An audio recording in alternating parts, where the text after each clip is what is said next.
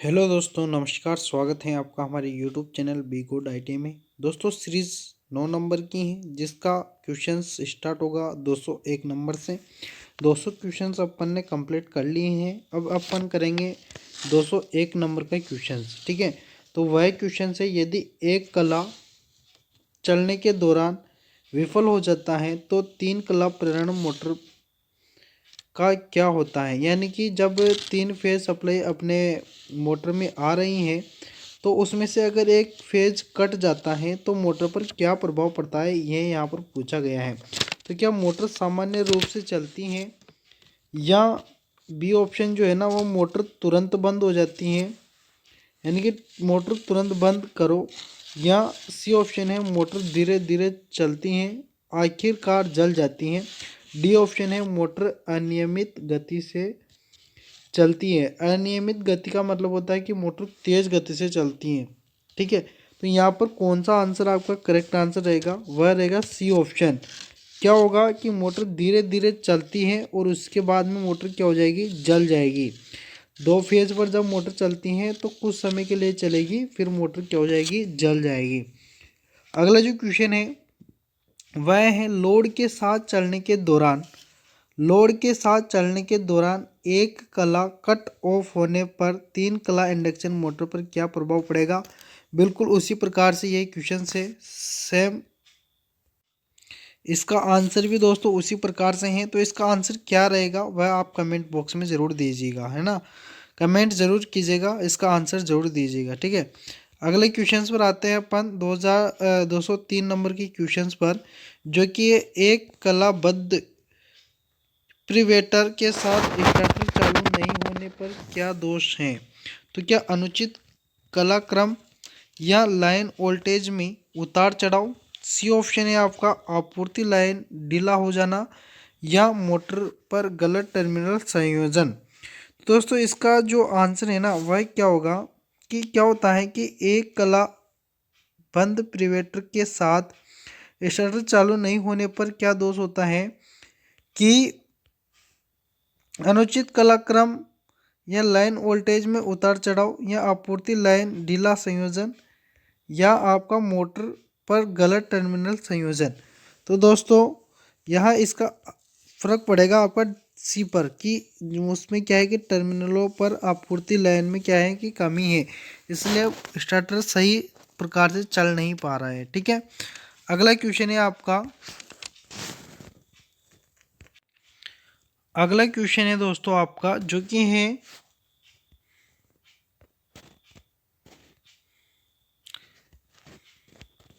Load होने पर AC 3 phase induction motor में कम गति पर चलने में दोष क्या है। यानी कि लोड होने पर जब 3 फेज इंडक्शन मोटर कम गति, यानी कि गति क्या हो जाती है उसकी, कम हो जाती है, तो दोष क्या है। तो दोस्तों, क्या गलत मोटर कनेक्शन हो रहा है, या गलत स्टार्टर कनेक्शन है, या रोटर वाइंडिंग में खुला सर्किट है, या डी ऑप्शन है आपका स्टेटर वाइंडिंग में आंशिक रूप से लघु पतन है। तो दोस्तों इसका जो आंसर होगा ना वह होगा डी ऑप्शन आपका करेक्ट आंसर रहेगा, कि स्टेटर वाइंडिंग में आंशिक रूप से लघु पतन है, यानी कि शॉर्ट सर्किट है। ठीक है, ये आप ध्यान रखना। अगला जो क्वेश्चन है वह है, कौन सी दोष स्थिति में थर्मल अतिभार रिले एसी प्रेरण मोटर की रक्षा करता है। तो क्या शॉर्ट सर्किट में, खुला परिपथ में, अति धारा में, या कम वोल्टेज में। तो दोस्तों यह सुरक्षा करता है अति धारा में, यानी कि ज़्यादा करंट जब मिलता है तब मोटर पर अति भार थर्मल जो रिले होती है ये मोटर की रक्षा करती हैं। अगला क्वेश्चन है, 3 कला इंडक्शन मोटर की रोटर तुल्यकालिक गति को प्राप्त कर लेती है, तो मोटर पर क्या होगा, मतलब मोटर पर क्या प्रभाव पड़ेगा। तो मोटर डायरेक्टली क्या हो जाएगी, मोटर बंद हो जाएगी। ऑप्शन देख लेते हैं, रोटर की गति कम हो जाती है। अगला ऑप्शन देखते हैं अपन, रोटर की गति बढ़ जाती है, रोटर की गति समान रहती है, या रोटर बार क्षतिग्रस्त हो जाते हैं। तो दोस्तों इसका जो आंसर होगा ना वह आंसर होगा आपका डी ऑप्शन, जो होगा रोटर बार क्षतिग्रस्त हो जाते हैं, यानी कि मोटर खराब हो जाएगी, बंद हो जाएगी। वो क्षतिग्रस्त तो खराब तो नहीं होती है मोटर, लेकिन मोटर क्या हो जाती है, बंद हो जाती है। वापस से क्या है कि गति कम हुई, वापस से मोटर स्टार्ट हो जाती है। वो पता नहीं चलता कि मोटर बंद हो चुकी है, क्योंकि मोटर जैसे ही उस गति सिंक्रोनस गति पर पहुंचती है वो मोटर बंद होती है, वापस से गति कम होती है, वापस से मोटर स्टार्ट हो जाती है। ठीक है, ये अवस्था अपन को पता नहीं चलती, लेकिन ये होती रहती है मोटर के अंदर। अगला क्वेश्चन है, इंडक्शन मोटर के रोटर में खुले सर्किट का क्या प्रभाव होता है। इंडक्शन मोटर में इंडक्शन मोटर के रोटर में खुले सर्किट का क्या प्रभाव होता है। तो क्या मोटर शुरू नहीं होती हैं, मोटर में ओवरहीटिंग होती है, शाफ्ट का अतिरिक्त कंपन, या डी ऑप्शन है आपका मोटर बहुत कम गति से चलती हैं। तो इसका जो आंसर होगा वह होगा मोटर बहुत कम गति से चलती हैं। ये डी ऑप्शन आपका करेक्ट आंसर रहेगा। अगला क्वेश्चन है जो कि है मोटर के कुछ समय चलने के बाद फ्यूज के लगातार उड़ने का कारण क्या है। तो अनुचित अर्थिंग, मोटर की ओवरलोडिंग, या भारी वोल्टेज उतार चढ़ाव, या वाइंडिंग में खराब इंसुलेशन। तो दोस्तों इसका आंसर होगा वह होगा डी ऑप्शन की वाइंडिंग में खराब इंसुलेशन के कारण क्या होती है, मोटर बार बार क्या करती है, फ्यूज उड़ाती है खराब इंसुलेशन के कारण। ठीक है, अगला जो क्वेश्चन है वह है, तीन कला प्रेरण मोटर का क्या होता है अगर एक कला शुरू होने के दौरान विफल हो जाता है। ठीक है, कि तीन कला प्रेरण मोटर का क्या होता है अगर कला शुरू होने के दौरान विफल हो जाता है। तो दोस्तों इसका आंसर होगा वह होगा ए ऑप्शन आपका करेक्ट आंसर होगा, मोटर चलती है और तुरंत रुक जाती है। अगला क्वेश्चन है आपका, अगला जो क्वेश्चन है दोस्तों वह है 210 नंबर का, वह है तीन फेज स्टार्टर का सिंगल फेज प्रीवेटर के साथ बार बार ट्रिप का कारण कौन सा है। तीन फेज स्टार्टर का सिंगल फेज प्रिवेंटर के साथ बार बार ट्रिप का कारण कौन सा है। तो क्या गलत फ्यूज रेटिंग, असंतुलित लाइन वोल्टेज, या OLR की गलत सेटिंग, या अनुचित कलाक्रम। तो दोस्तों इसका आंसर होगा आपका सी ऑप्शन, जो कि करेक्ट आंसर होगा, OLR की गलत सेटिंग। अगला क्वेश्चन है आपका जो कि है तीन कला मोटर स्टेटर वाइंडिंग में आंतरिक ग्राउलर परीक्षण करते समय हेक्सा ब्लेड रखकर लघु पतित कुंडली दोष क्या प्रदर्शित करता है। क्या आपको दिखाई देगा। तो क्या ब्लेड गर्म हो जाता है, या हेक्सा ब्लेड का तेजी से कंपन होना, या हेक्सा ब्लेड स्लॉट के खिलाफ रिप्लेस, या स्लॉट पर वाइंडिंग घुमाव से आकर्षित। तो दोस्तों इसका आंसर होगा, इसका जो आंसर होगा ना दोस्तों, बी ऑप्शन आपका करेक्ट आंसर होगा, हेक्सा ब्लेड का तेजी से क्या होगा, कंपन आपको दिखाई देगा। अगला क्वेश्चन है,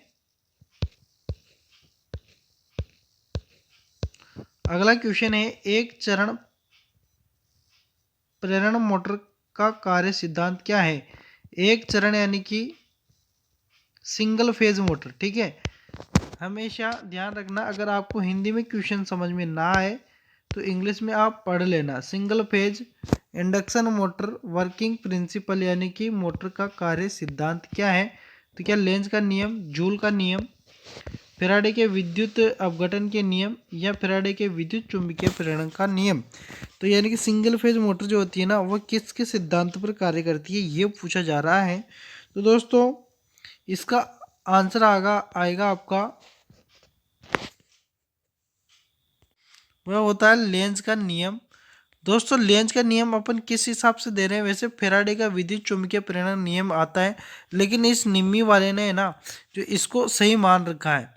ठीक है, तो आपको करके ये आना है, क्योंकि यह आंसर इसका लिए सही है, तो यही आपको करके आना है, न कि आप डी ऑप्शन। ये आप ध्यान रखना, ए ऑप्शन आप करेक्ट आंसर करके आना। अगला क्वेश्चन है आपका, सिंगल फेज मोटर का नाम क्या है। यहाँ पर सिंगल फेज मोटर दी है, तो दोस्तों आपको यहाँ ध्यान रखना है कैपेसिटर जुड़ा हुआ है, और कैपेसिटर जुड़ा हुआ है स्थायी कैपेसिटर, क्योंकि इसके बीच में कोई स्विच नहीं है, तो स्थायी कैपेसिटर मोटर है, यह आप ध्यान रखना। कैपेसिटर तो इस प्रकार से आप हिंदी में संधारित्र मिलेगा आपको, तो स्थायी संधारित्र मोटर, ए ऑप्शन आपका करेक्ट आंसर रहेगा। अगला क्वेश्चन है जो कि स्प्लिट चरण मोटर का कार्य सिद्धांत क्या है। स्प्लिट मोटर का कार्य सिद्धांत क्या है। यहाँ पर आप फेराडे का विद्युत चुंबकीय प्रेरण, डी ऑप्शन आप करेक्ट आंसर लगा सकते हैं, लेकिन देखिए इसमें भी आपको क्या लगाना है, लेंज का नियम। ठीक है, इसमें भी आपको क्या लगाना है, लेंज का नियम, यह आप ध्यान रखना, क्योंकि इसमें भी लेंज का नियम ही सही बता रखा है।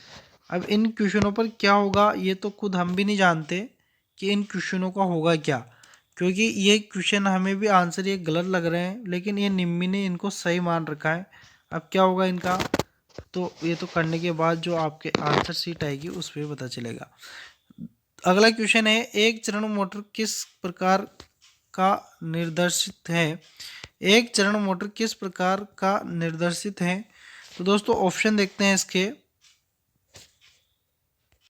इस मोटर के बारे में पूछा गया है कि यहाँ पर कौन सी मोटर दर्शाई गई है। तो दोस्तों यहाँ पर आपको डबल कैपेसिटर मोटर दिख रही होगी। यहाँ पर डबल कैपेसिटर है और एक कैपेसिटर स्थायी रूप से लगा हुआ है, एक के बीच में स्विच है, यानी कि capacitor start capacitor run motor है ये। ठीक है, तो यहाँ पर ऑप्शन देख लेते हैं अपन, capacitor start induction run motor, तो आपका कौन सा है।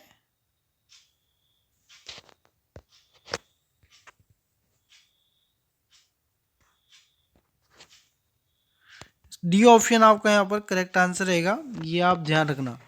ठीक है, capacitor start capacitor run motor. अगले क्वेश्चंस पर चलते हैं जो कि है आपका, एसी सिंगल फेज मोटर किस प्रकार को कम्यूटेटर मोटर प्रकार के तहत वर्गीकृत किया जाता है।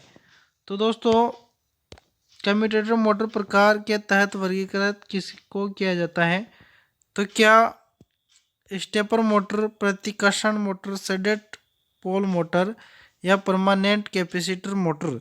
तो दोस्तों इसमें से जो आंसर आएगा वह आंसर होगा आपका प्रतिकर्षण मोटर, बी ऑप्शन आपका रिपल्सन मोटर जो होती हैं वह आपका करेक्ट आंसर रहेगा। अगला जो क्वेश्चन है वह है, सिंगल फेज इंडक्शन मोटर शुरू करने के लिए कौन सी विधि अपनाई जाती है। सिंगल फेज इंडक्शन मोटर को स्टार्ट करने के लिए फेज विभाजन की विधि, परिवर्तित आपूर्ति वोल्टेज विधि, या इनपुट आपूर्ति टर्मिनल का उल्टा, या डी ऑप्शन है आपका रनिंग कुंडली कनेक्शन का उल्टा करना।